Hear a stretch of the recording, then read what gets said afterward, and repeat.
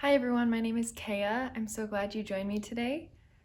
I make intentional living content, and within that, I talk about everything from motherhood to minimalism, mindset things, money, and a little bit of health and faith. So, if any of that sounds interesting to you, I'd love if you subscribed. Today's video is something I'm really excited to talk about, and that is digital minimalism. Today I'm going to be giving you 6 steps to turn your phone into a dumb phone without paying a dime. So there are different things that have come out since our phones, have become so addicting. Everybody I think knows how addicting our phones are. And so there's companies that have came out to make little devices. I've seen friends of mine get different things like the little box that you can tap your phone against to lock it. We've known people who've gotten specialized like dumb smartphones. Anyways, I think those are cool, but my husband and I have actually been making our phones dumb phones for about the past 6 or 7 years now. It's great that that technology exists. We've found a way to do it for free, which is even better. So today I'm going to give you 6 steps to making your phone a dumb phone. Step 1, set your wallpaper and background on your phone to just a black screen. I am not sure about all the brain science behind this, but I know I've heard things about like when you look at your phone, if you have a picture with a lot of notifications, not to jump in too far ahead, it's just really distracting. And so one of the first ways I just simplified and dumbed down my phone was to go and set the lock screen and the home screen into a just plain black screen. So that way it's not exciting, it's just there. Step 2, you're going to disable all notifications. And I'm going to kind of do some screen recordings to show you what I'm talking about. But yeah, you want to go into your settings and just turn off all notifications to pretty much everything besides text and calls. Obviously, if there's another urgent app you have to have for work, everybody's situation is different. But the idea is to just minimize and silence the noise from all these notifications that will just pop up in your notification screen. And ultimately those obviously distract you, pull you into your phone just from looking at it. And so I've found my phone is way less distracting when I have all notifications silenced besides text and call. Step 3, which kind of builds off of step 2, is to mute all texts that are just distracting or like large group chats that you might be a part of. Basically any text that you just don't like need to have urgent response to.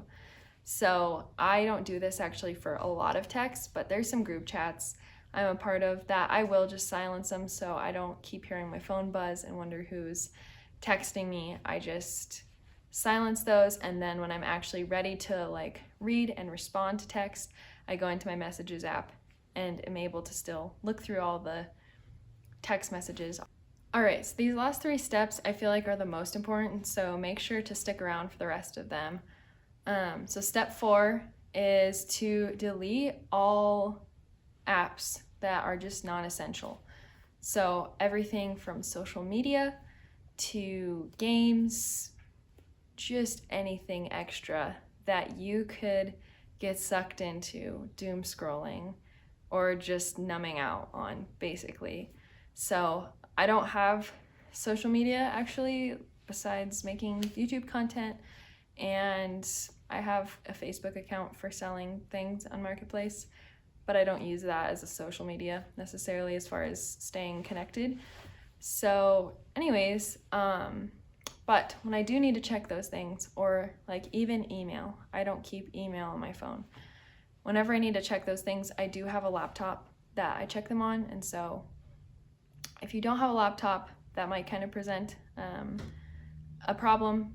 But even then, in the next step I talk about, you can set limits on those kind of apps. So I don't want to get too far ahead of myself, because the last step, again, is the most, I would say, game changer for me. But step 5 is just an aesthetic. As far as the clutter, like cluttered look on your phone. And these instructions, I will say, all are for iPhone. So I think that they are doable across different kinds of phones, but obviously this will be kind of a little tailored towards iPhone users. So the 5th step is to delete all the apps off of your home screen. And I just leave 4 essential apps at the bottom. And those essential apps would be phone, messages, maps, and my Bible app. Everything else I remove from the home screen, and I just let it stay in the folders, which I'll kind of show again in the screen recordings. I let it stay just over on that last page, because or else it's there double anyways. A suggestion I have for people who don't have iPhones, I don't know if how the setup is, but another hack, you could just keep them all in folders and just have a minimal amount of folders.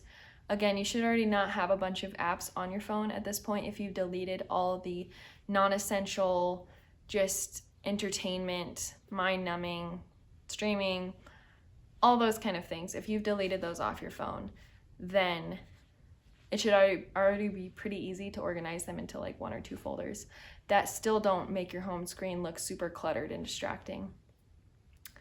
The last step, step 6, which I have been waiting to get to, and I would say is just the biggest game changer, is on iPhone you can disable actually access to the internet. And so I don't have obviously Chrome or anything else downloaded. I just had Safari as an internet browser that comes pre-programmed on iPhones and Apple devices. So what you can do is go into your settings, and this actually will help beyond just disabling Safari. I actually disable my app store too, so I can't, it's so bad. Sorry, I gotta stop and say this is so bad how phones are so addicting, and little self-control I have to not be addicted to the phone. But I think we all are to a degree, so obviously if you're watching this video, it interested you because you might have a slight phone addiction. And so anyways, go into your settings, go to content restrictions, and the thing that I do, if you have a trusted spouse, friend, just any kind of trusted person, my husband and I, we each have passwords to the content restrictions on our phone. So I can't cheat and go into content restrictions and just unblock it or say accept for another, because it'll give you the option when you have content restrictions on, you can set limits on how long you spend on certain apps even. And that's helpful if you don't want to just take everything off. You can set up those app limits. But anyways, it'll have you put in a passcode. And so I find it helpful for me and my lack of self-control to have my husband have the password to my phone and vice versa. It just works like that for our marriage, and it's just fine. So anyways, I find that helpful because when those content restrictions are set, you just can't. You can't go just watching YouTube videos for however long, or just scrolling on my email, whatever, shopping. It's all turned off. So that is probably the game changer. I even disable the App Store, which I might have mentioned, but that way I can't download any internet browsing apps. Some people I know struggle with lust addiction. This was actually why we started putting on these content restrictions way long time ago, and it's helped just faithfulness in our marriage and purity. Yeah, it's a great hack though, because it just adds so much accountability to your phone, and it's just, you cannot like fall into the temptation of just being on it for hours pointlessly, numbing yourself because you are just looking for the dopamine hit of your phone. Anyways, that is all the tips I have for you today. I would love to know in the comments if you iPhone users have already implemented some of these things, whether you've just set a plain background, whether you already don't have social media on your phone, what kind of things have you done to dumb down your phone? Also, I would love to know, like Android, Google users, if any of these hacks can work for your phone and which ones you implemented as well.